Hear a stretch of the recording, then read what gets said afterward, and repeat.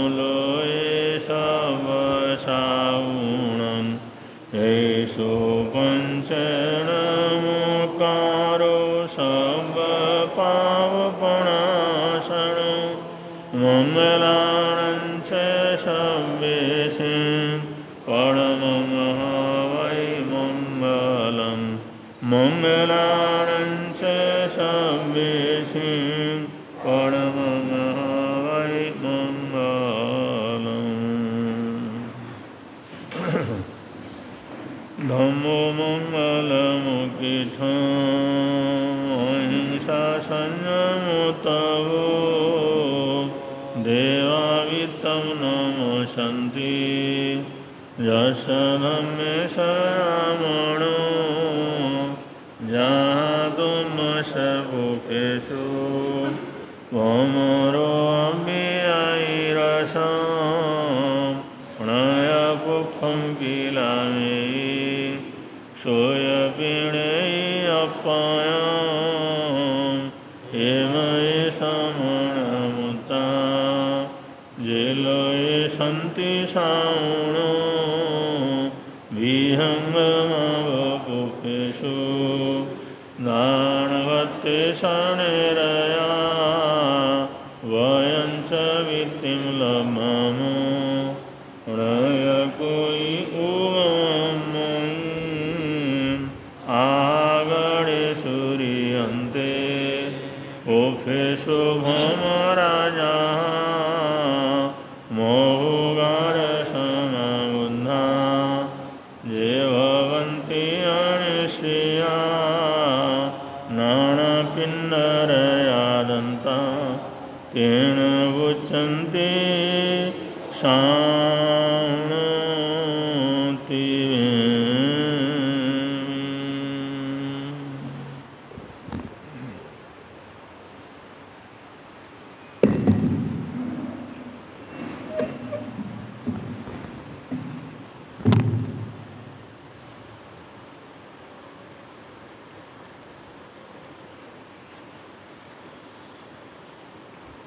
अगर मन शुद्ध करने की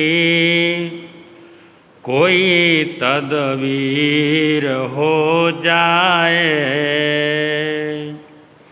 अगर मन शुद्ध करने की कोई तदबीर हो जाए, कोई नेमी कोई पारस कोई महावीर हो जाए,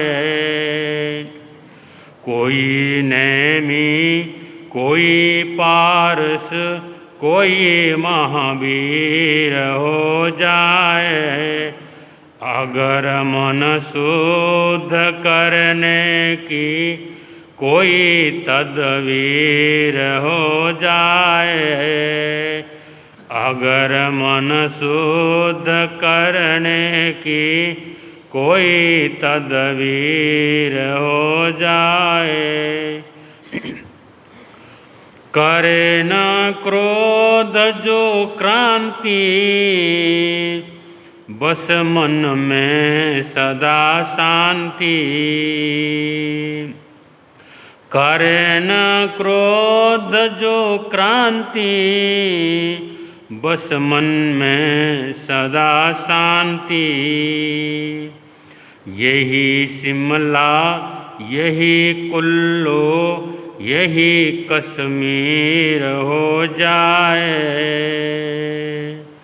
यही शिमला यही कुल्लू यही कश्मीर हो जाए।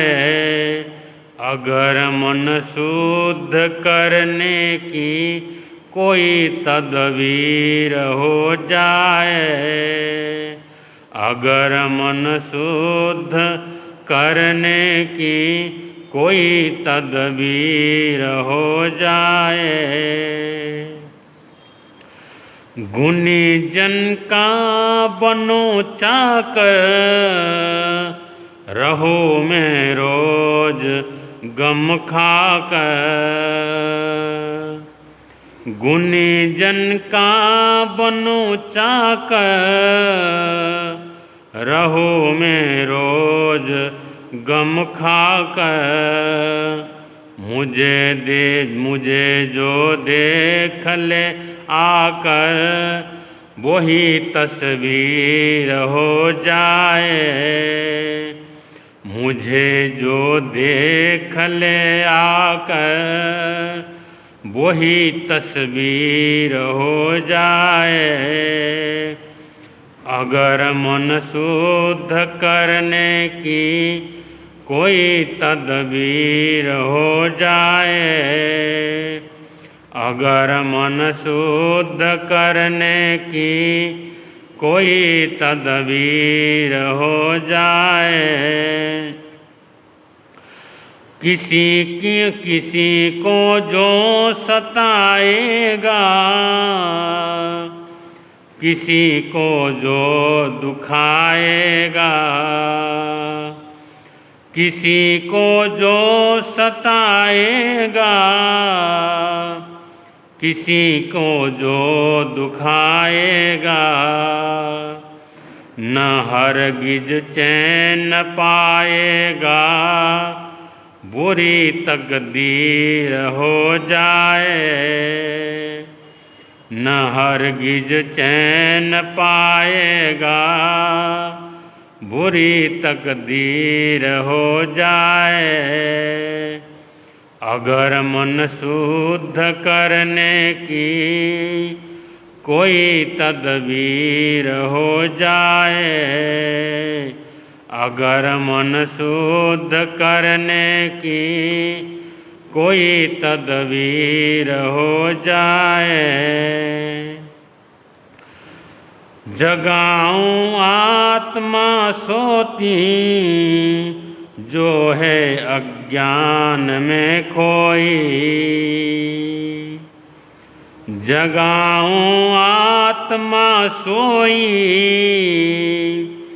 जो है अज्ञान में खोई। न मुझसे भूल कर कोई तकसीर हो जाए। न मुझसे भूल कर कोई कभी तकसीर हो जाए। अगर मन शुद्ध करने की कोई तदबीर हो जाए। कोई नेमी कोई पारस कोई महावीर हो जाए। कोई नेमी कोई पारस कोई महावीर हो जाए। अगर मन शुद्ध करने की कोई तदबीर हो जाए। अगर मन शुद्ध करने की कोई तदबीर हो जाए। करे न छल कभी अकड़े, सुदर्शन का जो पथ पकड़े, करे न छल कभी अकड़े। सुदर्शन का जो पथ पकड़े, न क्यों फिर टूट कर टुकड़े सितम शमशीर हो जाए। न क्यों फिर टूट कर टुकड़े सितम शमशीर हो जाए। अगर मन शुद्ध करने की कोई तदबीर हो जाए, कोई नेमी कोई पारस कोई महावीर हो जाए। कोई नेमी कोई पारस कोई महावीर हो जाए। अहम के तोड़ सब बंधन, रहे जो त्रिशला के नंदन। अहम के तोड़ सब बंधन, रहे जो त्रिशला के नंदन। न क्यों दुनिया में आए चंदन, वही अकसीर हो जाए। न क्यों दुनिया में आए चंदन, वही अकसीर हो जाए। अगर मन शुद्ध करने की कोई तदबीर हो जाए, कोई नेमी कोई पारस कोई महावीर हो जाए। कोई नेमी कोई पारस कोई महावीर हो जाए। अगर मन शुद्ध करने की कोई तदबीर हो जाए। अगर मन शुद्ध करने की कोई तदबीर हो जाए।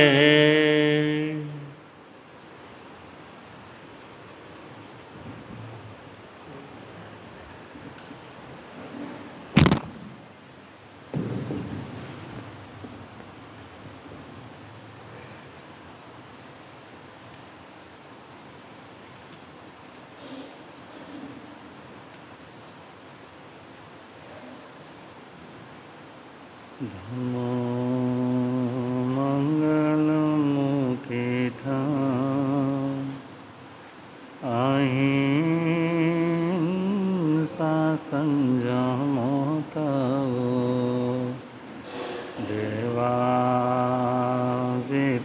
नमं सन्ति, जसा धम्मे संयमो। दुनिया के चराचर जीवों पर कर्मों ने जाल बिछाया है। क्या साधु गृहस्थ क्या बाल वृद्ध, बस कोई न बचने। अति शुभ कर्मों के आने से संतों का समागम मिलता है। जिन वाणी श्रवण करने से दुख जन्म मरण का मिटता है समय नदी की धार की, जिसमें सब बह है समय बड़ा तूफान प्रबल पर्वत झुक जाया करते हैं। अक्सर दुनिया के लोग समय में चक्कर खाया,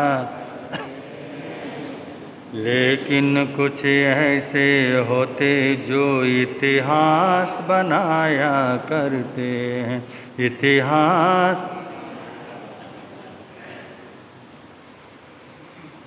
अनंत अनंतोपकारी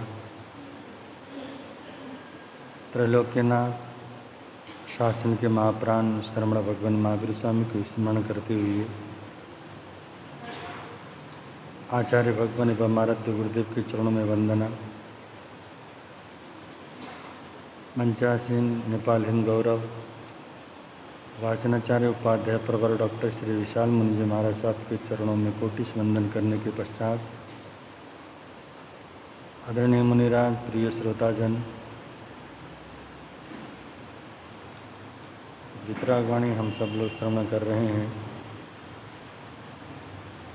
इसी श्रृंखला को आगे बढ़ाएं, उससे पूर्व हम सब लोग रल मिल करके गाएंगे। भगवन तेरी आराधना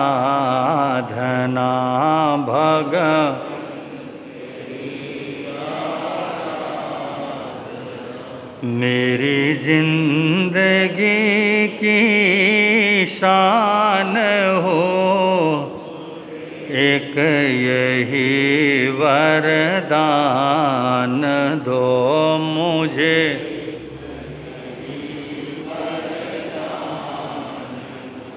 मेरी आत्मा बलवान हो भगवन तेरी आराधना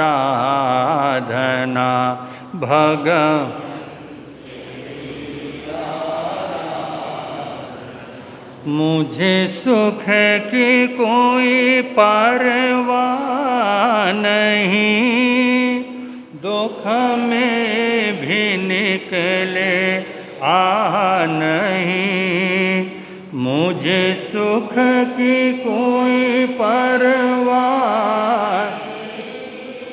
दुख में भी निकले नहीं, बस एक तेरा ध्यान हो, बस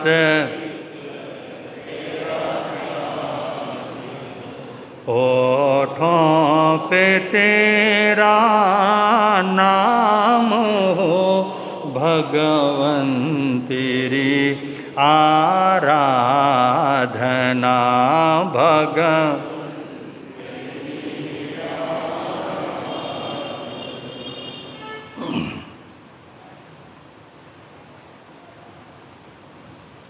गीता में बहुत सुंदर वाक्य श्री कृष्ण के द्वारा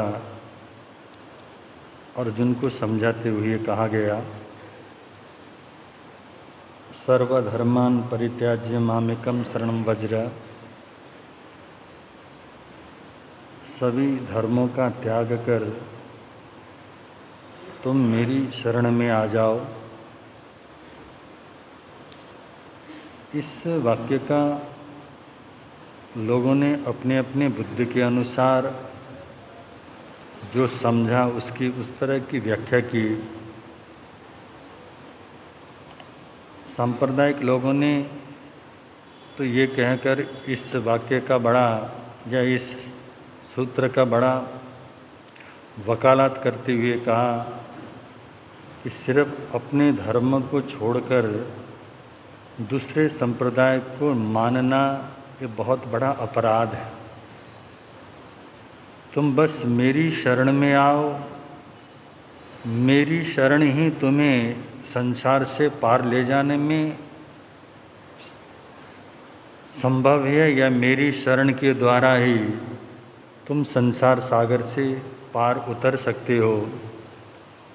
तो क्या कोई संसार में ऐसा महापुरुष हुआ होगा जो ऐसी घोर सांप्रदायिक बातों को बोलता हो? संसार में कोई भी ऐसा महापुरुष नहीं जो सिर्फ अपनी ही व्याख्या करता हो, अपनी ही प्रशंसा करता हो, अपने ही सिद्धांतों की बातें करता हो। ऐसा नहीं है। संसार के महापुरुष तो सर्वजन हिताय, सभी जनों का हित और कल्याण की बात कहते हैं। आत्म की बात कहने वाले वो महापुरुष होते हैं। तो फिर इस सूत्र का अर्थ क्या होगा? तो इस सूत्र का सिर्फ इतना ही अर्थ है श्री कृष्ण कहते हैं दो धर्म हैं, एक स्वधर्म और दूसरा परधर्म। जैन आगम में जो हमारे महापुरुष फरमाते हैं जीव और अजीव, आत्मा और पुद्गल, मैंने इसी तरह से स्व का मतलब होता है आत्मा, पर का मतलब होता है पुद्गल। आज हम जितने भी लोग आकर्षित हैं या जो भी धर्म मानकर हमने अधर्म का ही पोषण किया है, बंदो हमने सिर्फ पुद्गल को ही अपना माना और आत्मा को हम भूल बैठे। तो स्व का धर्म का मतलब है मेरा धर्म, मैं मतलब आत्मा, और अपनी आत्मा की शरण में तुम चले जाओ। अन्य मतलब किसी भी पुद्गल के शरण में जाने से तुम्हारे आत्मा का कल्याण संभव नहीं है। इतनी विराट जो बात थी, मतलब उस विराट बात को भी जो हमारी क्षुद्र बुद्धि होती है, वो क्षुद्र बुद्धि ने उसकी ऐसी व्याख्या कर डाली, दूसरे धर्म संप्रदाय को धारण करने से तो नरकगामी बना जा सकता है, तुम सिर्फ मेरी शरण में आओ। तो इस तरह की बातें बंधु जब हमारे अंदर से निकलती हैं तो हमारी जो सोच होती है, हमारी सोच उस वक्त सकारात्मक नहीं, हमारी सोच उस समय नकारात्मक हो जाती है जब हमारे मन के अंदर बुरे विचार क्या करते हैं, आते हैं। आज हम लोग कोशिश करते हैं यही, हम लोगों को बड़ा खतरा रहता औरों की नज़रों से, और औरों की नज़रों से खतरा रहता है इसलिए हम लोग को लगता है कि मैं क्या करूं, दूसरे की नज़र से अपने आप को बचा लूं, सामने वाले व्यक्ति की मुझे नज़र न लगे, इसके लिए हमने भरसक कोशिश की है। इस बार हमने देखा राखियों में एक राखी बड़ी क्या थी, प्रचलित थी, और बहुत लोगों के हाथ में वो राखी दिखाई दी। तो मैंने कहा जब ये राखी इस समय और एक तरह के राखी दिखाई दे रही है तो इसके अंदर कहीं ना कहीं कोई ना कोई कारण तो होगा। इस राखी का महत्व क्या है, मतलब आप लोग ने भी वो राखी देखा ही होगा, गोल गोल सा क्या था, हरे डॉट वाला, इविल आई, वो खतरनाक दृष्टि से बचने के लिए, दूसरों की जो बुरी नज़र है, बुरी नज़रों से बड़े हम भयभीत रहते हैं। औरों की बुरी नज़र से अपने आप को बचाने के लिए हमने भरसक कोशिश की, परंतु अपनी दृष्टि को सही करने की कोशिश हम करते क्यों नहीं हैं? अरे अपनी दृष्टि को भी क्या कर लो, सही कर लो। क्या पता तुम्हारी दृष्टि से सामने वाला व्यक्ति भी क्या कर रहा हो, भयभीत हो रहा हो, तुम्हारे कारण सामने वाला व्यक्ति भी तुमसे डर रहा है, तुम सिर्फ अपने आप को बचाते हो। तुम एक कोशिश कर लेना, तुम अपने आप को अच्छा बना लो, शायद तुम्हारी दृष्टि अच्छी होगी तो तुम्हारे लिए तो संसार क्या हो जाएगा। संसार जैसा है वैसा ही रहने वाला है। संसार विभिन्न तरह का है और वो विभिन्न तरह का ही रहने वाला है। तुमने अपनी दृष्टि सही कर दी तो तुम्हारे लिए सारा संसार शुभ और अच्छा होगा। और हमने, हमारी दृष्टि खराब है, हमने इसको भी बुरा माना और उसको भी बुरा माना और सारे लोगों को, संसार को बुरा माना। तो उस बुरे से बचने के लिए अनेक तरह के हम लोग क्या करते हैं, उपाय करते हैं। जैसे आज वासुदेव श्री कृष्ण का जन्मोत्सव मना रहे हैं, आज ये जन्माष्टमी का शुभ पावन प्रसंग। और बंधु ये जन्माष्टमी के शुभ पावन प्रसंग में भी हम लोग देखते हैं वासुदेव श्री कृष्ण के कितने रूप हैं। और कोई व्यक्ति उनके कोई किसी अंग को लेता है, किसी उससे क्षेत्र को लेकर के उसकी व्याख्या करता है। बहुत सारे कवियों ने तो सिर्फ वासुदेव श्री कृष्ण को बचपन में ही फुदकाते रहे, बस उनको क्या करते हैं, बाल लीला करते हुए दिखाते हैं, उन गोपियों के वस्त्रों को चुराते हुए दिखाते हैं। ठीक है, जीवन का एक अंग ये है कि वो गोपियों के साथ क्रीड़ा करना, बच्चों के साथ खेलना, और बचपन का वो एक जीवन था। और बंधु बचपन के जीवन से भी आगे का उनका जीवन क्या हुआ, एक खेल और क्रीड़ा का जीवन था। और उसके अंदर वो नाटक करते थे, उसके आगे उनका जीवन प्रेम में क्या हो जाता है, बदल जाता है। किसी ने उनको उससे माखन चोर के रूप में प्रस्तुत किया है तो कोई उनको प्रेमी के रूप में प्रस्तुत करता है, और कोई व्यक्ति उसको योद्धा के रूप में प्रस्तुत करता है। तो बहुत सारे लोग ऐसे हैं जो उनको भगवान के रूप में क्या करते हैं। व्यक्ति तो एक था ना, व्यक्ति तो वही श्री कृष्ण वासुदेव है, परंतु देखने वाला व्यक्ति अपनी दृष्टि से देखता है, उनको कौन सा वो उनका जीवन क्षेत्र पसंद आता है, किसी को बाल क्रीड़ा पसंद आती है, किसी को प्रेममय जीवन पसंद आता है, किसी को युद्ध पसंद आता है, तो किसी को उनके जीवन का आध्यात्म कर्म योग और ज्ञान योग आदि वो पसंद आता है, तो उसकी वो व्याख्या करते हैं। तो बंधु व्यक्ति बुरा नहीं है, हमारी दृष्टि क्या हो जाती है, बुरी हो जाती है। अगर हमारी बुरी अच्छी है तो बंधु सामने वाला व्यक्ति बुरा भी होगा तो वहां पर भी हम अच्छा ही देखते हैं। कहते हैं ना बंधु, परीक्षण पर्व में अनेक घटनाएं तो आएंगे। जब वासुदेव श्री कृष्ण अपने लावा लश्कर के साथ भगवान अरिष्टनेमि के दर्शन करने के लिए जाते हैं तो रास्ते में सारे उनके साथ चलने वाले उनके जो मंत्री परिषद के लोग थे, उन्होंने सबने नाक में अंगुली दे करके अपने नाक को क्या किया, बंद किया, क्योंकि सामने एक मरा हुआ कुत्ता, सड़ा हुआ कुत्ता बदबू मार रहा था, बदबू दे रहा था। तो जब सबने देखा कि मरे हुए कुत्ते में से बदबू आ रही है, तो सड़ रहा है, सड़ने के कारण उसके शरीर में आने वाली बदबू उनसे सहन नहीं हुई, सबने अपने नाक को बंद किया। परंतु वासुदेव श्री कृष्ण कहते हैं, देखो इस कुत्ते के दांत कितने सुंदर है। ये होते हैं दृष्टि। उस वस्तु अच्छा है या बुरा है इसका मूल्य नहीं है, व्यक्ति अच्छा है या बुरा है ये भी हमारे जीवन में मूल्य नहीं रखता। हमारी दृष्टि अच्छी है तो सामने वाले व्यक्ति की अच्छाई को हम लोग क्या करते हैं, उस पक्ष को देख लेते हैं। अगर हमारी दृष्टि बुरी है तो हमें सिर्फ बुरा ही बुरा क्या करता है, नजर आता है। इसलिए भगवान कहते हैं तुम अपनी दृष्टि को क्या करो, अच्छा करो, तो सारा संसार तुम्हारे लिए अच्छा और शुभ ही दिखाई देने वाला होता। तो जन्माष्टमी को बड़े भव्य रूप में मना रहे हैं। और बंधु, गोपियाँ एक बार वासुदेव श्री कृष्ण से आके शिकायत करने लगी, कान्हा से शिकायत करने लगी, हे वासुदेव, जब तुम्हारी उस मुरली की धुन को सुनते हैं तो हम इतने आकर्षित होते हैं कि हमको तुम्हारे पास आना ही पड़ता है। बच्चों शांत, जो भी बच्चा बोलेगा सबने मौन लेना, जो भी बोलेगा उसका आज टोकन कैंसिल, ध्यान रखना। आज टोकन नहीं मिलेगा और इशारा नहीं करना, बिल्कुल शांत होकर सुनो। नहीं सुनोगे तो देख रहे हैं सारे साधु तुमको देख रहे हैं।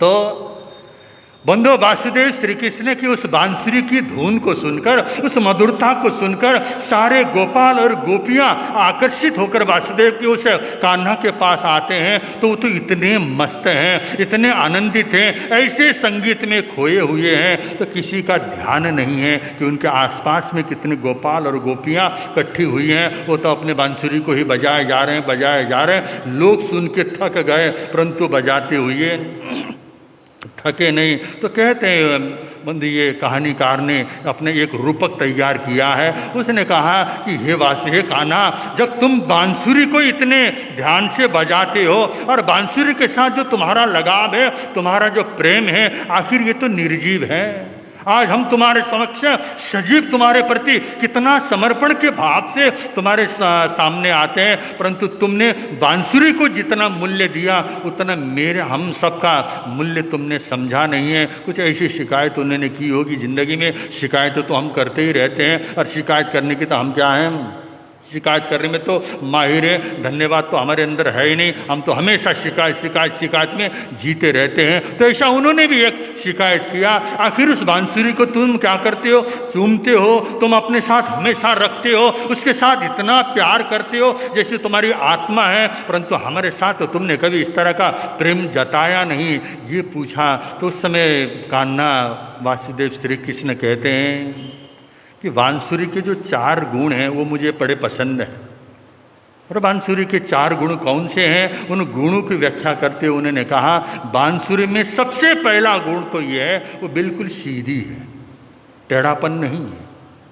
तो बंधु, यहाँ से हमें ये शिक्षा मिल सकता है कि बंधु, हमारा जीवन भी अगर टेढ़ा मेढ़ा होता है ना, टेढ़ा जीवन किसी को पसंद नहीं आता। वक्र जीवन, जो टेढ़ा आदमी होता है वो किसको पसंद है भला? जो सीधा सरल स्वच्छ होता है वो हर व्यक्ति के लिए प्यारा होता है। जैसे जो बच्चे होते हैं, बच्चों के अंदर जो बचपना है, जो उनकी सरलता है, वो सरलता तो हमें अच्छी लगती है। मतलब जैसे जैसे वो बड़ा होता है, जैसे जैसे होशियार होने की कोशिश करता है वो, और उसके अंदर जो वक्रता आती है, वक्रता ही हमारे जीवन की कुरूपता क्या करती है, लेके आती है। और बंधु श्री कृष्ण ने कहा कि बांसुरी के जो सीधापन है, उस सीधेपन से मैं सबसे ज़्यादा क्या हूँ प्रभावित। तो कहीं भी कोई भी बांसुरी टेढ़ी होती नहीं है, जिसका पहला गुण ये है। और दूसरा कहा कि बांसुरी में कहीं कोई गांठ नहीं है, किसी भी बांसुरी के भीतर में गांठ नहीं होता है। जो बांस ऐसा है और वही बांस बांसुरी के रूप में आ सकता है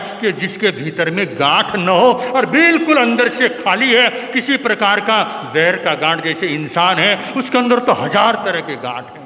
कोशिश करता है समय आएगा तब बदला लेके क्या करूंगा, और अभी तो चलो मैं सक्षम नहीं हूं, वक्त आने दो फिर मैं इसको मजा चखा के रहूंगा। न जाने कितने गांठ हमने बांध रखे हैं, एक व्यक्ति के साथ, 2 व्यक्ति के साथ, 3 व्यक्ति के साथ, ऐसे गांठें बांधते ही चले जा रहे हैं। और जिस व्यक्ति के भीतर में गांठ होती है और उसके अंदर से संगीत निकल नहीं सकता है, आध्यात्मिकता निकलने की तो बंधु कहीं कोई गुंजाइश ही नहीं है। तो उन्होंने कहा इसका एक सीधापन मुझे बड़ा पसंद है, और बांसुरी के भीतर में किसी भी प्रकार का गांठ नहीं है, इसलिए बांसुरी का मुझे क्या है दूसरा गुण पसंद है। और तीसरे गुण उन्होंने कहा बिना बुलाए ये नहीं बोलती। कितना अच्छा गुण है ये। आज बंधु कितना मुश्किल होता है ये। हम तो कोशिश करते हैं कि मैं बस बोलता ही जाऊं, बकता ही चला जाऊं, सामने वाला व्यक्ति सुनता ही रहे, हमें यही लगता है। और बंधु बोलना अज्ञानता का प्रतीक है। ध्यान रखना, जितना हम बोलते हैं, बोलने का मतलब ये है कि हमारे अंदर अभी अज्ञानता है और हम अपने ज्ञान को क्या करना चाहते हैं, प्रकट करना चाहते हैं। जितनी मेरे अंदर एक जानकारी है, वो जानकारी दूसरों तक पहुंचाकर अपने आप को समझदार दिखाने की कोशिश हम लोग करते हैं। कभी कभी किसी की वार्तालाप को सुनते हुए ऐसा लगता है वो सुनने को तो राजी है ही नहीं। एक शब्द बोलो, बस उसके प्रति उत्तर में बंधु दूसरा शब्द जरूर क्या करेगा, वो बोलेगा।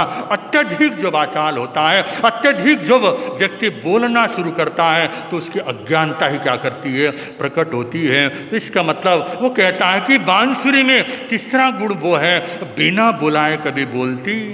जब बुलाओगे तो बोलेगी, नहीं बुलाओगे तो बोलेगी नहीं। इसका तीसरा गुण है। और चतुर्थ गुण वो है जब भी बोलती है तो मीठा ही बोलती।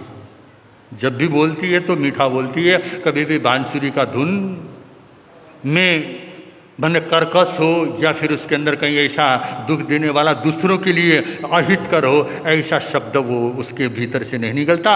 जब भी बोलता है अच्छा बोलता है। मतलब यही 4 गुण ही तो हमारे अंदर चाहिए। और हमारे अंदर ये 4 गुण अगर आ जाते हैं बंधु, हमारे अंदर सीधापन हो, मन में किसी प्रकार की गांठें न हो, और जब भी बोलते हम किसी के बुलाए बगैर जहाँ बोलने की आवश्यकता है वहाँ बोलें। और बिना बोले भी अगर काम चल सकता है, जरूरी नहीं अपना बोलना, वहां पर हम क्या कर दें बंधु, न बोलें तो अच्छा है। और चतुर्थ गुण है मतलब जब भी बोलो तो तुम मीठे क्या करो, शब्दों का बोलो। क्योंकि आज हमारे पास भाषा है, त्रियंच के पास भाषा नहीं है। त्रियंच तो बंधु उसके तो ठीक है, वाणी जरूर है, परंतु उसके पास भाषा नहीं है, उसके साथ वो शक्ति नहीं है कि वो अपनी मिठास से सामने वाले को क्या करे, प्रभावित करे। अगर आपके 2 मीठे शब्द बोलने से सामने वाले के अंदर प्रसन्नता आती है, तो आप क्यों इतना अकड़ करके बोलते हो, क्यों इस तरह का कर्कश बातों से सामने वाले को टॉर्चर करने की कोशिश करते। ये बंधु मूर्ख आदमी का क्या होता है, पहचान होता है। आप बोलो तो अच्छा मीठा शब्द बोलो, जिससे कि सामने वाले को क्या कर ले, अच्छा लगे, आकर्षित करे। तो बंधु यही वासुदेव श्री कृष्ण भी हमें शिक्षा देते हैं। और बंधु वासुदेव श्री कृष्ण का जीवन कितना महान था। जेल में सामने वाला व्यक्ति जन्म लेता है, और इसमें भी बंधु एक तो कंस का जीवन को देखें। बंधु कंस अगर श्री कृष्ण को मारना चाहता है तो एक ही उद्देश्य है उसका, क्योंकि उसको पता चला था कि ये विवेकी के गर्भ से जन्म लेने वाली एक आत्मा मेरी हत्या का कारण बनने वाला है। व्यक्ति अपनी सुरक्षा के लिए, अपने को सुरक्षित रखने के लिए कौन कौन सा अपराध नहीं करता।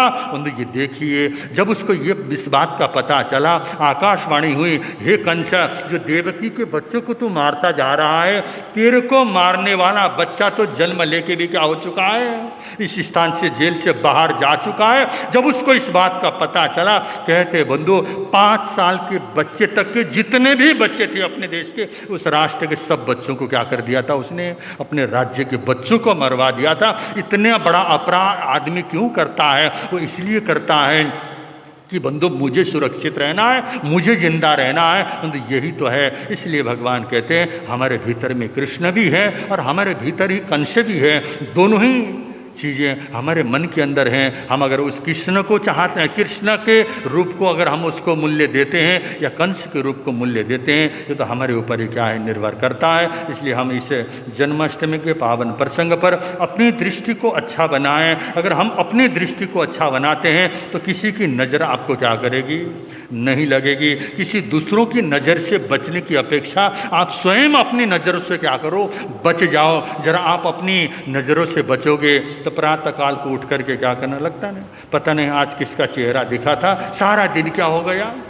हमेशा दोष देंगे कि किसी का चेहरा देखा तो आज मेरा सारा दिन खराब हुआ। ऐसे आदमी को रात को सोते हुए तकिए के पास में एक दर्पण लेके सोना चाहिए, शीशा रखो। जब भी उठो तो अपना चेहरा ही क्या कर लिया करो कि तुम्हारा चेहरा बड़ा अच्छा है, तुम बड़े शुभ हो, तुम बड़े अच्छे हो, तो तुम स्वयं अपना चेहरा ही देख करके अपने दिन का शुरुआत कर लिया करो। क्या पता अच्छा हो जाए। तो बंदो, औरों को बुरा मानने से हम अच्छे नहीं होते हैं। औरों को अगर हमने बुरा माना तो समझ लेना मेरे अंदर अनेक तरह की बुराइयां हैं जो मैं दूसरों की बुराइयों को क्या कर रहा हूं, देख रहा हूं। इसी तरह से हमारे जीवन में राम भी है तो रावण भी है, कृष्ण है तो कंस भी है। और किसका मूल्य, किसको मूल्य देना है, ये तो हमारी सोच पर निर्भर करता है। इसी तरह से बंधु, श्री कृष्ण आज आप सब लोगों को वासुदेव श्री कृष्ण के इस जन्माष्टमी के उपलक्ष्य में शुभकामना देते हुए, आज बहुत सारे भंडारे की अष्टमी, ऐसा सुना ना, भंडारा यही था ना,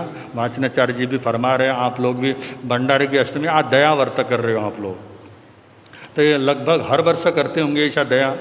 तो मेरे को एक बार सूचना मिली मेरठ में दया व्रत का आयोजन किया गया और बहुत सारी महिलाओं ने दया व्रत किया।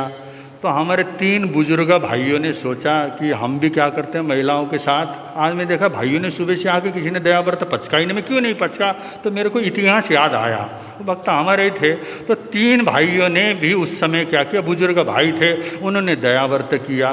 दया व्रत करने के बाद उन्होंने देखा 12 बज गए हैं। 12 बजने के बाद सारी महिलाओं का भोजन आ गया।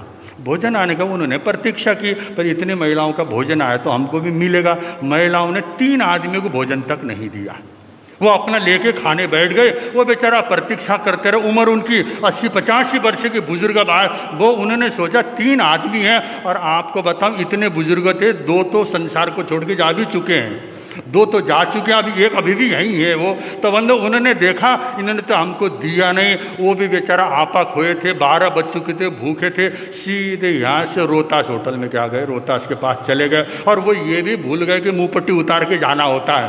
वो मुँह पट्टी लगा करके क्या हो गए, रोहतास के उस होटल में पहुँचे और वहाँ जाकर जब खाने लगे तब पता चला उनके तो मुँह में मुख वस्त्रिका है और मुख खाना उना खा के होटल में मस्त भोजन करके वो लौटे। तब उनकी घरवालियों को पता चला कि हमारे पतियों को तो भोजन नहीं मिला था, घर से उनको क्या किया था। तो इसलिए आज हमारे लोगों ने, किसी ने किया है, हमारे विजय भाई कह रहे थे हमने करना है, तो आज आप लोगों ने दया करना है। तो दया में क्या करोगे, दया में क्या करना है, दया में इसको दया को उल्टा कर दो, क्या होगा, याद आएगा आपको किसकी, अपनी आत्मा की याद आएगी। दया के दिन कहीं 6 जीवी निकाय जीवों की रक्षा करना है। हम किसी भी प्राणी को, किसी भी आत्मा को तकलीफ नहीं देंगे, इस बात को याद रखना है। दया में हमने वो याद रखना है, किसी भी प्राणियों की हत्या हम क्या करेंगे, नहीं करेंगे। ये संकल्प करके आज बंदो दया को अगर हम आगे बढ़ाएंगे। वैसे तो 24 घंटे का होता है, तो आप लोग की सुविधा के अनुसार क्या किया, जैसे नौकार से भी आप लोग रात को 11 बजे के बाद मत खाना, ये करना पड़ता है, एडजस्ट करना पड़ता है, नहीं तो करोगे नहीं। इससे अच्छा कुछ न कुछ तो क्या हो जाए, इसलिए किया जाता है। तो बंधु आप लोग दया कर रहे हैं, इसके लिए आपको बहुत बहुत शुभकामना देते हुए, मुझे लग रहा कि आज शरणिक चरित्र तो चला ही गया, तो आज हम सोच रहे हैं जन्माष्टमी का भजन ही क्या कर लेते हैं, गा करके आज के पर अपने वक्तव्य को बंद करेंगे। कहा है, कान्हा तुमसे मिलने का सत्संग ही बहाना है, प्रभु वर से मिलने का, सत्संग ही बहाना। जब से तेरी लगन लगी, मन हो गया दीवाना है। जब से तेरी लगन लगी, मन हो गया दीवाना है। कान्हा तुमसे मिलने गोकुल में ढूंढा तुम्हें, मथुरा में पाया है। गोकुल में ढूंढा तुम्हें, मथुरा में, वृंदावन की गलियों में मेरे प्रभु का ठिकाना है। वृंदावन की मेरे प्रभु का ठिकाना है। प्रभु वर से मिलने का, सत्संग ही बहाना है। कान्हा जी से मिलने का,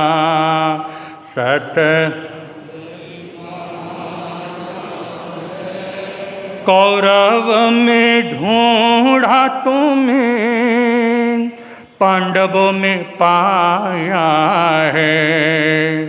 कौरव में ढूंढा तुम्हें, पांडवों में, अर्जुन की गीता में मेरे कृष्ण का ठिकाना है। अर्जुन की गीता में मेरे कृष्ण का, जब से तेरी लगन लगी, मन हो गया दीवाना है। जब से तेरी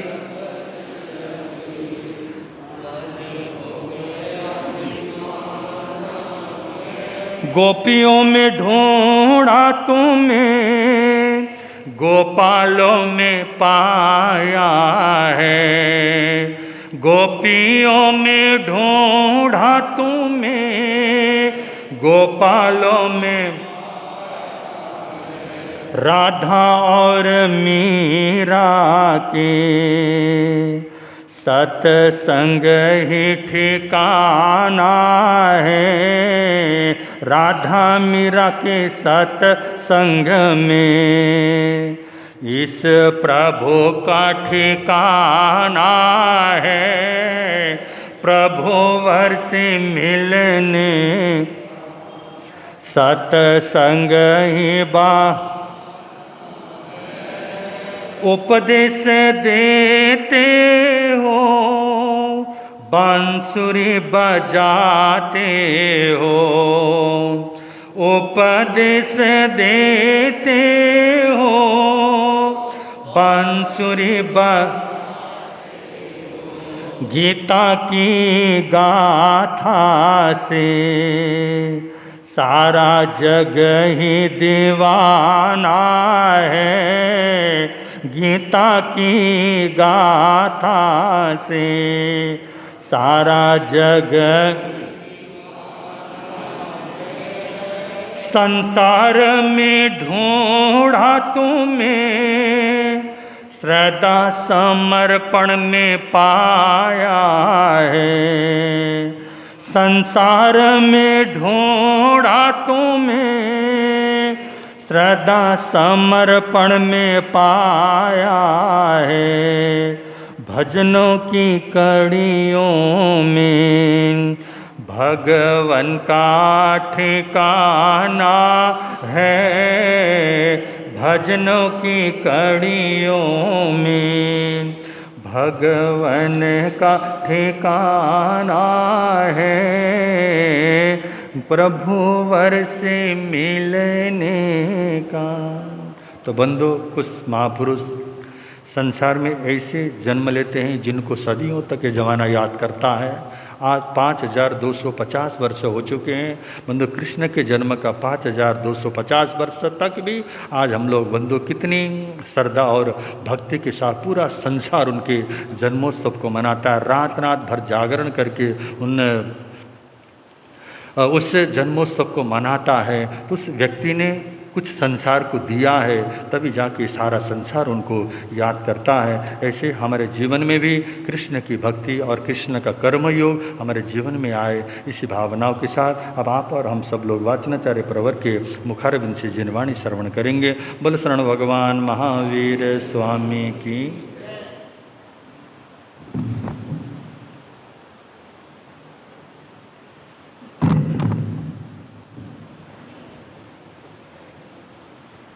तुम तरण तारण सुख निवारण भविक जीव आराधनम श्रीनाविनंदन जगत वंदन ऋषभदेव जिनेश्वरम जगत भूषण विगत दूषण प्रणव प्राण निरूपकम ध्यान रूपनुप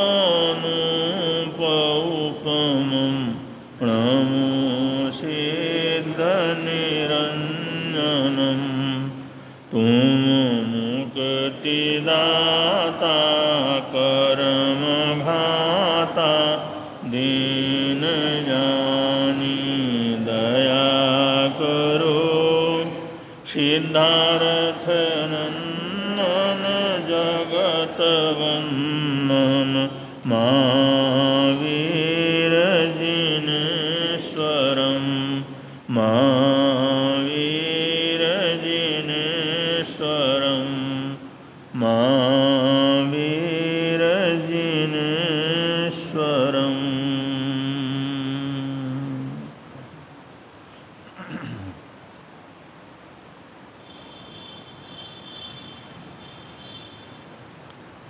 स्वाध्याय तप का प्रसंग चल रहा है।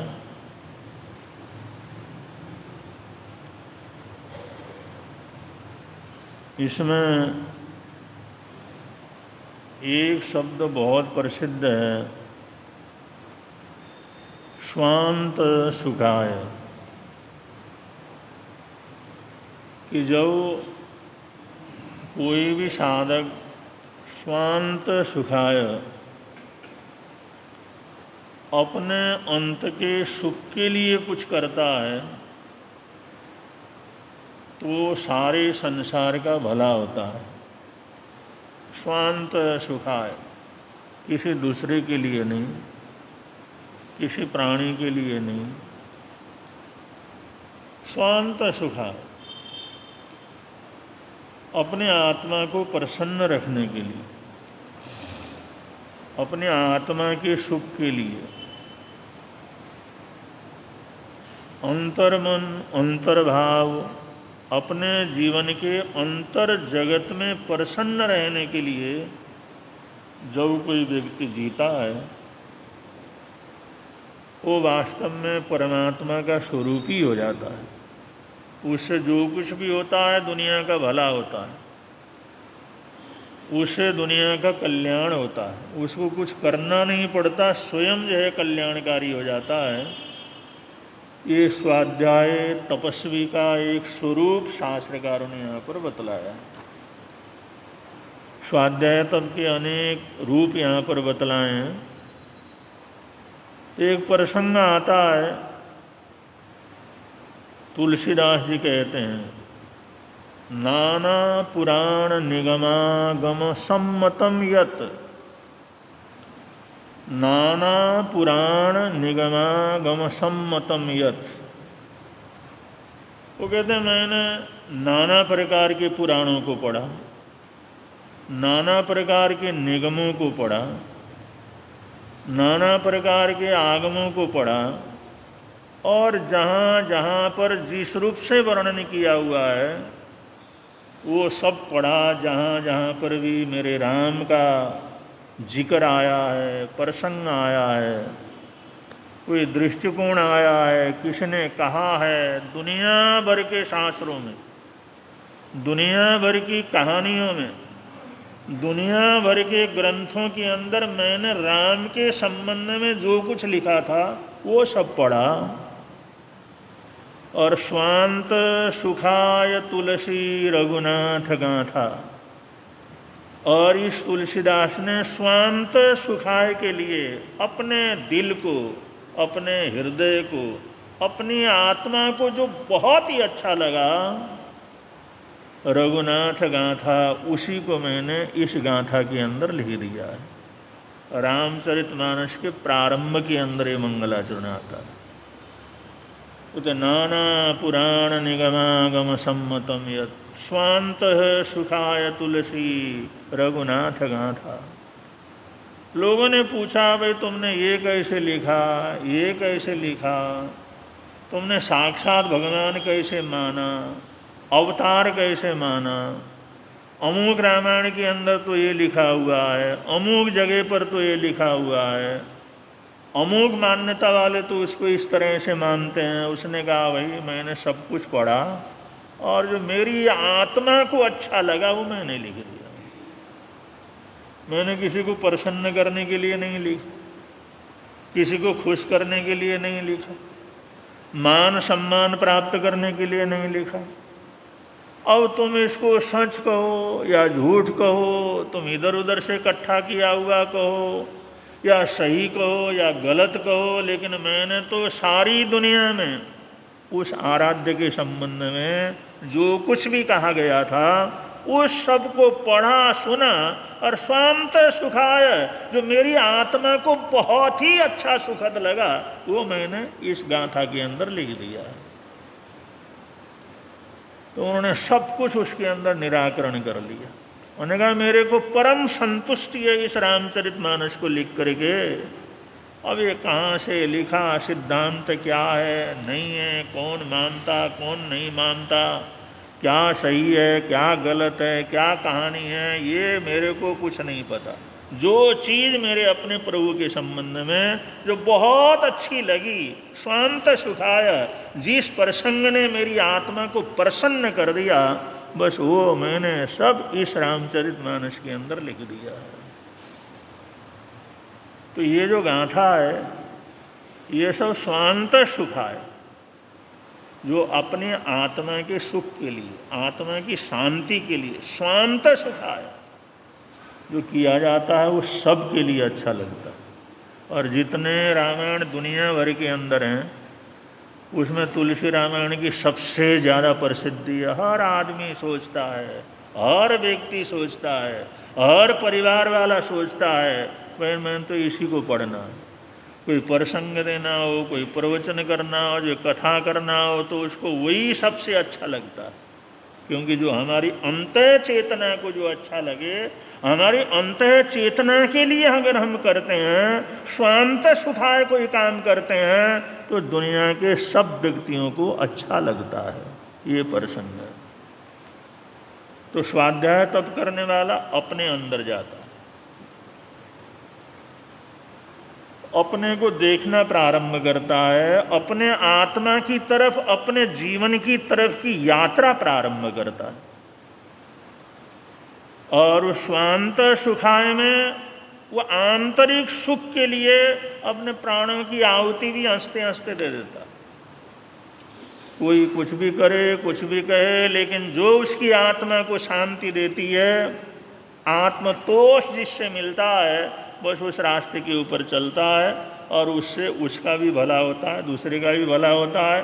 और कभी कभी ऐसे नासमझ लोग होते हैं, उसको तरह तरह की तकलीफ देते हैं, लेकिन उसको मौत भी दे दे तो उसको भी कोई किसी प्रकार की अशांति महसूस नहीं होती। ये स्वाध्याय तप और स्वाध्याय तपस्वी का स्वरूप होता है। और वास्तव के अंदर बहुत बार लोग नहीं समझते हैं तो उसका उथला ऊपर ऊपर का अर्थ करते हैं, उससे बहुत बड़ी परेशानी भी समाज के अंदर आती है। जैसे एक सूत्र आता है, स्वधर्मे निधनम श्रेय परधर्मे भयावह। तो एक श्लोक है, एक श्लोक का अंश है, इसमें अंदर ये कहा गया संस्कृत का ये, स्वधर्मे निधनम श्रेय, स्वधर्मे अपने धर्म में मर जाना अच्छा है, परधर्मे भयावह दूसरे का धर्म तो भयावह है, डराने वाला है, और उसके तो भयभीत होकर के रहना चाहिए। अब ये सूत्र जो महापुरुषों ने लिखा है, ज्ञानियों ने लिखा है, आत्मज्ञानियों ने लिखा है, आत्म साक्षात्कार करने वालों ने लिखा है, लेकिन दुनिया के लोगों ने क्या किया, भाई जिस धर्म के अंदर मैंने जन्म लिया वो बिल्कुल ठीक है, और दूसरा धर्म चाहे दूसरा मानता है वो कैसा भी हो, लेकिन वो तो बिल्कुल छूने लायक नहीं है, जाने लायक नहीं है, देखने लायक नहीं है, समझने लायक नहीं है। बस अपना जो मेरा धर्म है, जहाँ मैंने जन्म दिया, जो संस्कार आए, जो मैं मानता हूँ वो तो सब कुछ है, मर जाना चाहिए उसके लिए भी, लेकिन दूसरे के धर्म को अपनाना नहीं चाहिए। इस संप्रदायवाद खड़ा हुआ, आपस के अंदर बड़े भयंकर झगड़े हो गए। वो कहते हैं हमने कुछ नहीं देखना क्या सही है क्या गलत है, मेरा धर्म है तो ठीक है, तेरा धर्म बिल्कुल गलत है। अब यही युद्ध दुनिया के अंदर भयंकर से भयंकर युद्ध होते रहे, लेकिन अर्थ क्या है, स्वधर्मे निधनम श्रेय, स्वधर्मे, स्वधर्म, स्व का मतलब आत्मा, और आत्मा का धर्म क्या है, स्वधर्मे, स्वधर्मे आत्मा का धर्म ज्ञान, दर्शन, करुणा, दया, परोपकार, क्षमा, सकारात्मकता, सहनशीलता, जितने भी सद्गुण हैं वो सब आत्म धर्म के अंतर्गत, स्वधर्म के अंतर्गत।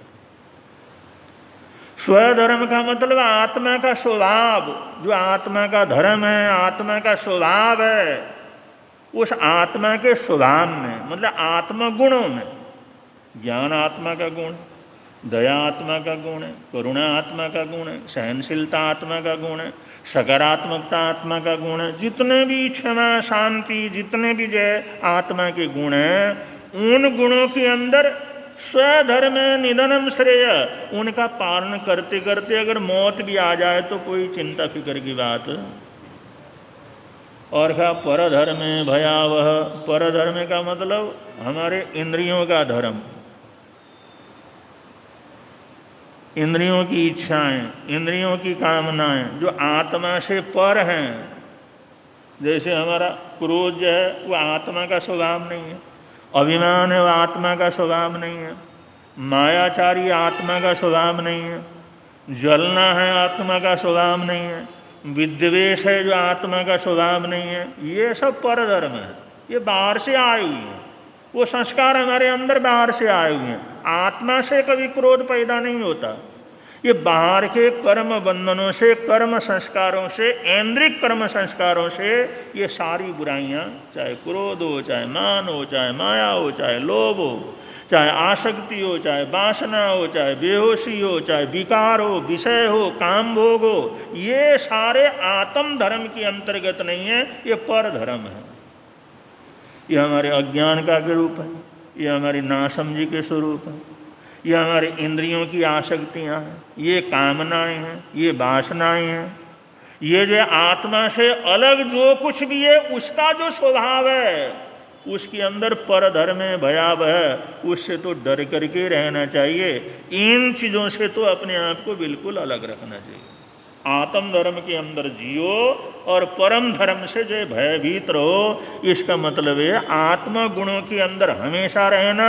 जो आत्मा गुण नहीं है, क्रोध, मान, माया, लोभ, राग, द्वेष, ईर्ष्या, जलन, जितने भी चीज़ें हैं उनके अंदर से हमेशा भयभीत रहना, उसकी तरफ जाना नहीं। अर्थ तो ये है, लेकिन दुनिया के बड़े बड़े पंडितों ने ऐसा अर्थ किया। अपनी परंपरा को छोड़ना, अपने रीति रिवाज को छोड़ना, जो हमारे बाप दादा से जो बनता हुआ उसको छोड़ना और दूसरे को अपनाना है तो बिल्कुल गलत है। उन्होंने कहा भाई अब ये हमारे को तर्क संगत नहीं लगता। नहीं नहीं, कुछ भी हो, जो उन्होंने किया तो बिल्कुल ठीक है, दूसरा करता है तो बिल्कुल गलत है। तो इस प्रकार ये इतना सुंदर ये जो है सूत्र है, एक अद्भुत सूत्र है, सारे संसार का धर्म का सार आ जाता है इसमें। स्वधर्मे निधनम श्रेय पर धर्मे भयावह। इसका अनर्थ कर करा करके इतना भयंकर इसका रूप। तो कभी कभी हम लोग अपनी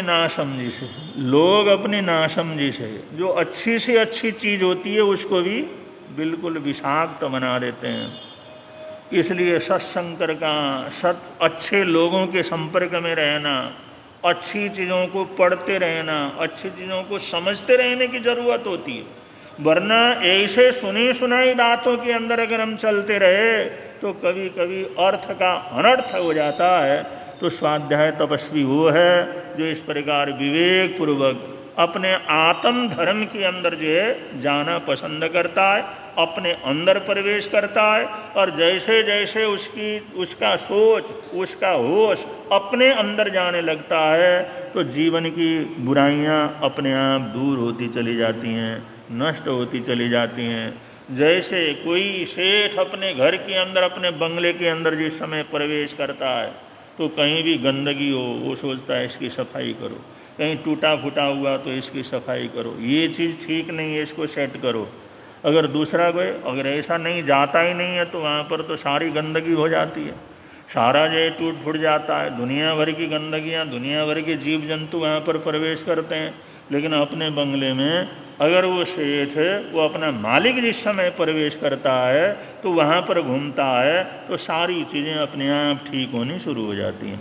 यही से हम जो है इस जीवन के मालिक हैं, तो इसके अंदर प्रवेश करेंगे तो इसी गंदगी दूर होगी। हम प्रवेश करेंगे तो इसको ठीक ठाक करेंगे, हम इसको देखेंगे, प्रवेश करेंगे, अंदर घूमेंगे, तब तो वहाँ की गंदगी दूर होगी। कहाँ प्रकाश करना है, किसको ठीक करना है, क्या गंदगी पड़ी है, उसको हम सफाई तो तभी करेंगे जब हमारे को अंदर जाने से पता लगेगा। जब अंदर जाएंगे नहीं तो क्या पता लगेगा, वो तो गंदगी भरती रहेगी, गंदगी भरती रहेगी, और वहाँ पर जो जीव जंतुओं की उत्पत्ति होती रहेगी, बीमारियों का घर वो बन जाएगा। इसलिए मालिक का अपने घर के अंदर प्रवेश करना ही पर्याप्त हो जाता है, क्योंकि जब उसको जानकारी हो जाती है व्यर्थ की चीज़ें तो वहाँ से उसको हटा देता है, दूर कर देता है। भाई ये जो हमारी चीज़ को खराब कर रहा है, इससे दूर करना, ये अनर्थ है इसलिए इसको दूर करना। अगर अंदर जाएंगे नहीं तो कैसे होगा। तो स्वाध्याय तपस्वी अपने अंदर प्रवेश करता है और ऐसी सफाई करता है, जिस समय वो सफाई हो जाती है तो आत्मा से महात्मा और महात्मा से परमात्मा स्वरूप भी प्राप्त कर लेता है।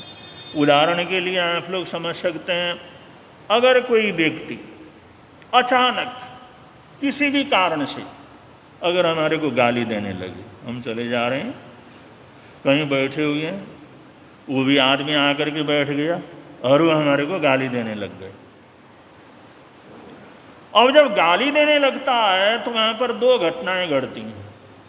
अब गाली देगा, गाली के ऊपर गाली देगा तो उसका रूप बदल जाएगा, उसका स्वरूप बदल जाएगा, उसकी आंखें लाल होने जाएंगी, हाथ कांपने लग जाएंगे। अगला जो गाली दे रहा है तो एक घटना तो वहाँ पर घट रही है, और वो गाली को जैसे हम सुनते हैं तो एक घटना हमारे अंदर घट रही है।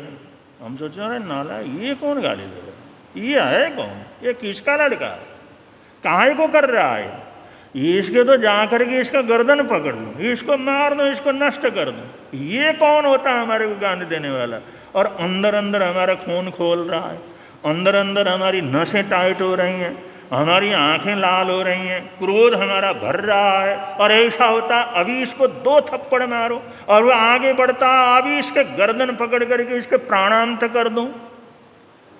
दो घटनाएं घट रही, अगला गाली दे रहा है, एक तो उस तरफ की वो वहाँ घटना घट रही है, एक हमारे अंदर भी पूरी तरह से घटना घट रही है। और स्वाध्याय जो तपस्वी होता है, जैसे गाली कोई देता है तो उसकी तरफ नहीं देखता, अपनी तरफ देख रहा है, उससे मेरे अंदर क्या क्या हो रहा है,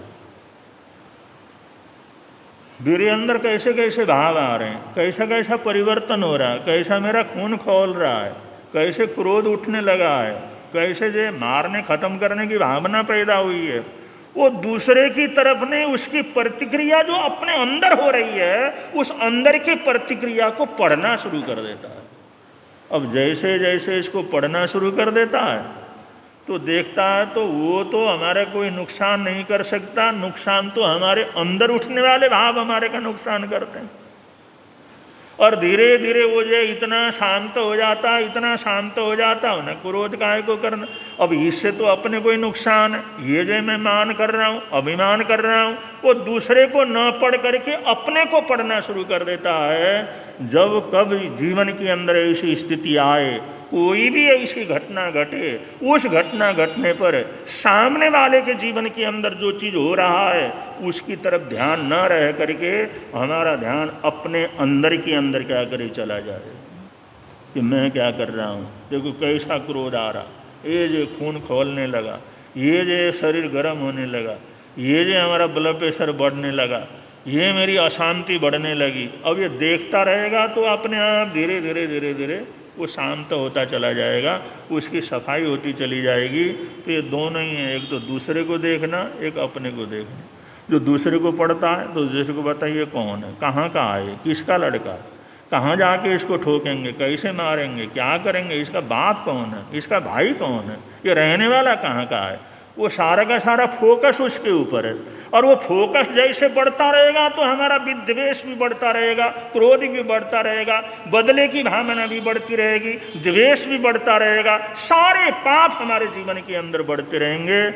लेकिन उसकी तरफ अरे क्यों दिया इसने गाली, अरे कुछ ऐसा मेरे अंदर है क्या, ये बोलता है कुछ ऐसा मैं हूँ क्या, मेरे अंदर कुछ ऐसी कमी है क्या, मैंने कभी इसका ऐसा नुकसान किया, कभी मैंने इस तरह का काम किया कि वास्तव में मैं ऐसा हूँ।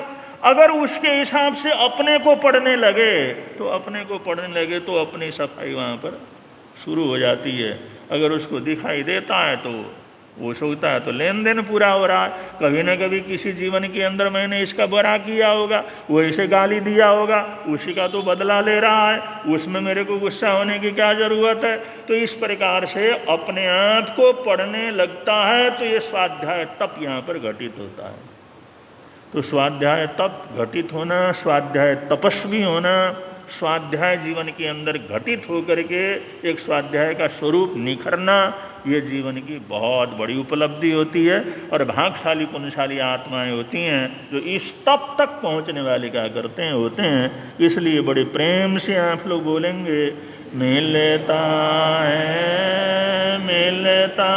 है आनंद प्रभु की वाणी से, मिलता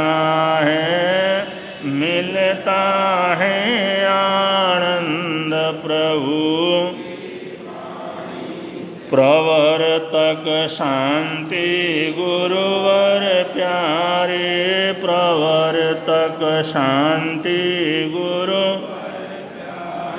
जीवन नैया के रखवारे, जीवन नैया के जोड़ गए संबंध प्रभु की वाणी से, जोड़ गए संबंध प्रभु की वाणी से, मिलता है आनंद प्रभु की वाणी से, मिलता है आनंद प्रभु। आज भंडारे की अष्टमी के साथ साथ धर्म ध्यान की आराधना साधना को बढ़ाना है।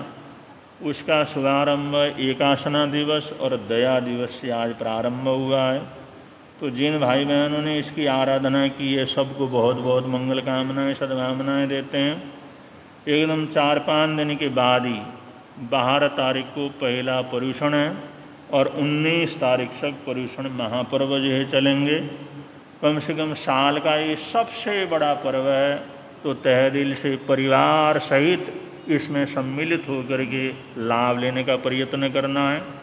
वैसे तो पर्युषण पर्व के अंदर बड़ा खुला टाइम रखा जाता है, और बहुत कुछ उसके अंदर स्वाध्याय ध्यान प्रवचन आदि होते हैं। लेकिन यहाँ की स्थिति को देखते हुए या यहाँ आपका जो काम कारोबार को देखते हुए सिर्फ 1.5 घंटे का ही कार्यक्रम रखा गया है, ठीक 8 बजे से लेकर के 9:30 बजे तक। ठीक 8 बजे मंगलाचरण के साथ साथ जो है अंतगुण सत्र की वांचनी प्रारंभ होगी, हम उसको खुद जो है चलाएंगे। और अंतगढ़ सूत्र की वांचने के बाद मूल पाठ के पठन के बाद ही हमारे पुनीत मुनि जी महाराज साहब का भजन उसके अंदर होगा मंगलाचरण के रूप में। और उसके अनंतर अंतगढ़ सूत्र का विवेचन, क्योंकि कई बार आप लोग हमारे से सुन ही चुके हैं, तो मणिभद्र मुनि जी महाराज साहब उसका विवेचन प्रदान करेंगे। और उसके अनंतर क्योंकि उसका लंबा विषय रहता है और पूरा करना होता है, लेकिन विवेचन के अंदर उसका अर्थ पूरा का पूरा करें तब तो बहुत लंबा टाइम लगता है। इसलिए अंतगढ़ सूत्र के अंदर जिन महान आत्माओं का वर्णन किया है उसका संक्षेप के अंदर विवेचन होता है। वो विवेचन हमारे मणिभद्र मुनि जी महाराज साहब प्रस्तुत करेंगे, उसमें टाइम लगता है। और उसके बाद जो भी थोड़ा सा सूचना वगैरह है या उद्बोधन वगैरह है या संदेश वगैरह है 5-7 मिनट का, वो हम करेंगे। तो 9:30 बजे तक आप लोगों को फ्री करने का प्रयत्न करेंगे। उसके बाद कुछ संघ की सूचनाएं वगैरह भी रहते हैं, कोई लक्की ड्रा वगैरह भी रहते हैं, प्रसाद वगैरह भी रहता है। और जो तो सारे कार्यक्रम होने होते हैं, इसलिए जो ठीक 9:30 बजे जो है इस कार्यक्रम को पूरा किया जाएगा। और 9:45-10 बजे तक आप पूरी तरह से फ्री हो जाएंगे। वैसे हमारे को बताया गया है कि 8 से 9:30 बजे तक का प्रवचन का कार्यक्रम रखना है। उसमें सूत्र भी होने, भजन भी होना है और उसके अंदर उसका विवेचन भी होना है। तो ठीक 8 बजे सूत्र पाठ के लिए सब लोगों ने उपस्थित होना है। मूल पाठ को सुनना वो विशेष रहता है। भगवान की वाणी है, महापुरुषों की वाणी है। उन महापुरुषों ने जिस शब्द का उच्चारण किया है उसका उच्चारण करने का ये पर्व है। तो ज़रूर आप लोग समय पर पहुंचने का जरूर प्रयत्न करेंगे। आज के एकासने वियासने का प्रत्याख्यान, जिन भाई बहनों का आज का एकासना वियासना हो, सभी एकासना वियासना करने वाले या उसके साथ साथ दया जिनका है वो सभी खड़े होकर के प्रत्याख्यान करेंगे। आज का एकासने का पचखान, आज के वियासने का पचखान, आज की दया का पचखान। और दया के अंदर ये 11 सामायिक करने के बाद आप फ्री हो जाते हैं। और बहुत अर्जेंट हो तो 2 टाइम करके भी 11 सामायिक कर सकते हैं, वरना एक ही टाइम में आगे पीछे करके जो है शाम तक पहले भोजन कर लिया, फिर आराम कर लिया, फिर कुछ सामायिक कर लिया। तो 11 सामायिक जो है इसके अंदर रखे गए हैं। तो आप सबकी अपने अपने मन धारण के अनुसार आज की दया का, आज के एकासना का और आज के वियासना का प्रत्याख्यान दे रहे हैं। हरियंत सगासा तस्वंते पड़िकानंदम करें त्याग बोसरे बोझे। तपस्या करने वालों को, तपस्या करने वालों को आज के आयमिल का प्रत्याख्यान, आज का जो आयमिल है सिम्मी जैन, उनका आज का आयमिल है। आज के आयमिल का बचकान आपका दोनों के आयमिल हरियंत वो सरे वो। आज श्रीमती शिमला कीमतीलाल जी जैन, उनका भी आज 39वां है ना, 39वां उनका जो है आज आयमिल है। लंबी तपस्या आप कर रही हैं, आपको सातर है, ऐसी हार्दिक हार्दिक मंगल कामनाएं हैं। 39वें आयमिल तप का प्रत्याख्यान तो सौंते पड़ी कौन त्याग वो सरे वो सरे। आज के उपवास का प्रत्याख्यान, अगर किसी का उपवास हो, आज जैन अनाथालय बात्सल्यपुरम, ये जो है जोधपुर से, ये जो इसकी बेंगलोर में, सूरत में, इंदौर में, जोधपुर में और कलकत्ता में इसकी शाखाएं चलती हैं। और वहाँ से शिखा संचेती जो उसके कर्मठ कार्यकर्ता हैं वो यहाँ पर आए हुए हैं। और शिखा संचेती बात्सल्यपुरम, जिसका अनाथ आश्रम है, अनाथालय, उसके संबंध में 2 मिनट में अपनी भावना रखना चाहती हैं। उनकी भावना को भी आप लोग सुनेंगे। ये परोपकार का काम करते हैं, अनाथालय को चलाते हैं, बच्चों की सेवा करते हैं। तो जोधपुर से यहाँ आए हुए हैं, वो 2 मिनट के लिए अपनी भावना रखेंगे। उसके अनंतर संघ के महामंत्री आज की सूचना वगैरह देंगे और सूचनाओं के अनंतर मंगल पाठ होगा। बोलिए भगवान महावीर स्वामी की जय।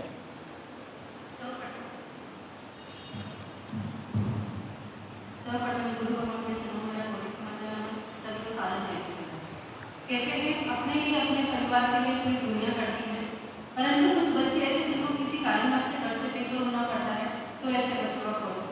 हम जागरूक समाज की बहनों को लेकर ही एक वात्सल्य और आश्रम, एक ऐसा आश्रम जहाँ ऐसे बच्चे जिनको किसी कारणवश से घर से बेघर होना पड़ता है या माता पिता से दूर होना पड़ता है, तो ऐसे बच्चों का रहना खाना पीना पढ़ाई तो वो ही हो।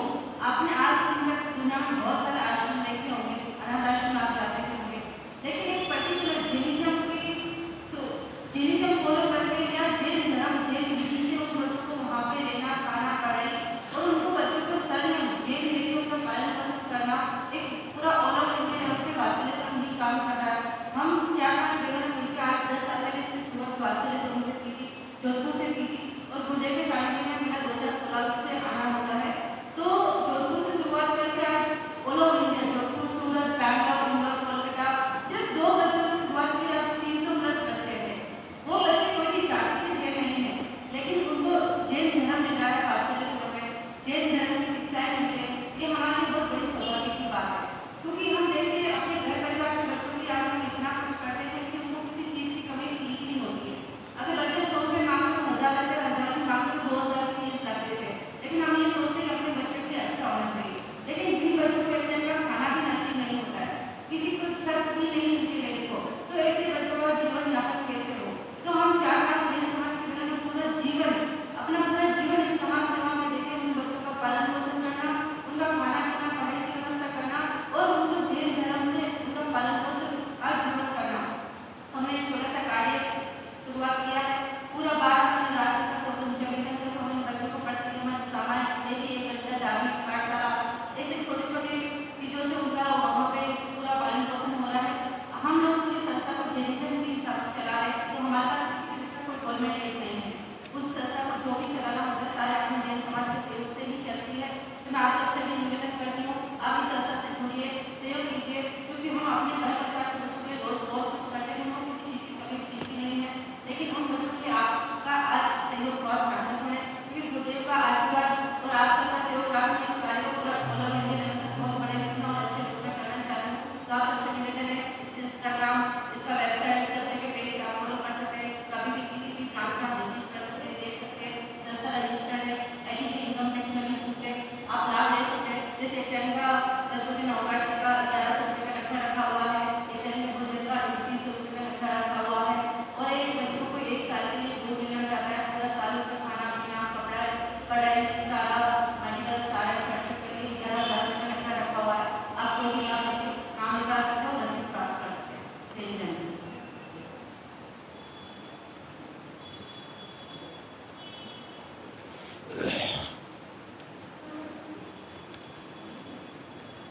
श्रवण सिंह की सलाहकार भीष्म पितामह तपस्वी रत्न दातेश्वर के उदय श्री सुमति प्रकाश जी महाराज साहब, नेपाल इंदौर वाचनाचार्य उपाध्याय पर श्री विशाल जी महाराज साहब, नेपाल के श्री मानव कल्याण संस्थापक राष्ट्रीय संत श्री मणिभद्र मोहन जी महाराज साहब एवं पाठक राज्य संतों के पावन चरणों में कोटिश्वर नाम नमस्कार करके सारा पूछता हूँ। गुरु निहाल दरबार में पधारे सभी को सादर रहते हैं। भारत से पधारे शासन के व्यक्तियों का श्री जैन सभा रजिस्टर्ड जयनगर में हार्दिक स्वागत करती है, अभिनंदन करती है। आपकी नाश्ते एवं भोजन की व्यवस्था जैन भवन राजदर पर की गई है, कृपया पदार्थ कर अनुग्रह करें, हमें सेवा का मौका अवश्य प्रदान करें। चातुर्मास के प्रारंभ से ही नकार मांग का जाप कराने वाले का समय चल रहा है। आज का जाप श्री दर्शनलाल जैन एडवोकेट, श्रीमती संतोष जैन, पुष्कर जैन, भास्कर जैन, 87 परिवार द्वारा संचालित किया जा रहा है एवं कल का जाप श्रीमती प्रसन्नी देवी जैन परिवार 18B 10C एवं श्रीमती सविता जैन आनंदपुरी इन परिवारों द्वारा संचालित किया जाएगा। आपसे निवेदन अधिक से अधिक जापों में उपस्थिति बनाकर धर्म लाभ कमाएं। आज भंडारे की अष्टमी के उपलक्ष्य में इन्होंने भी दियाकर न्याय आश्रम यहाँ पर दान किया है। उन सबके भोजन की व्यवस्था बराबर में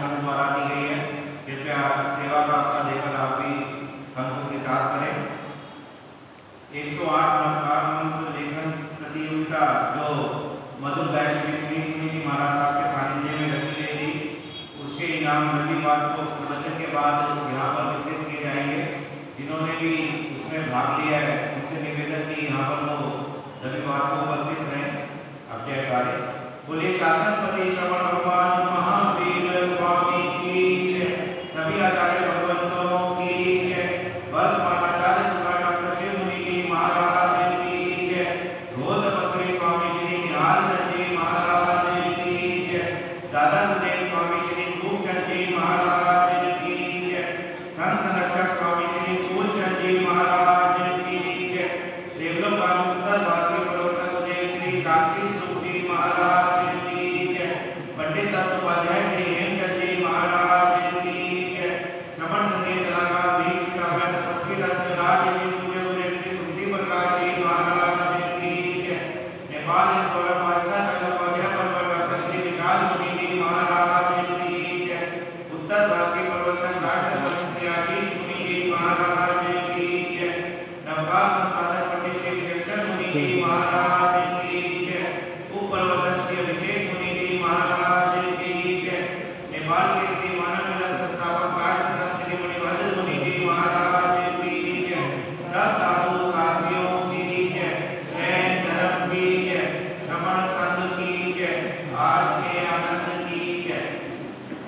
श्री चत्तारि मंगलम अर्यंता मंगलम सिद्धा मंगलम साहू मंगलम केवली प्रणतो धम्मो मंगलम चत्तारि लोकोत्तम अर्यंता लोकोत्तम सिद्धा लोकोत्तम साहू लोकोत्तम केवली प्रणतो धम्मो लोकोत्तमो चत्तारि शरणं प्रपद्यामि अर्हन्ते शरणं प्रपद्यामि सिद्धे शरणं प्रपद्यामि साहू शरणं प्रपद्यामि केवली प्रणतं धम्मं शरणं प्रपद्यामि ये चार शरण दुख हरण जगत में और न शरण कोई होगा। जो भव प्राणी करे आराधन उसका अजर अमर पद होगा। उसका सदा हिम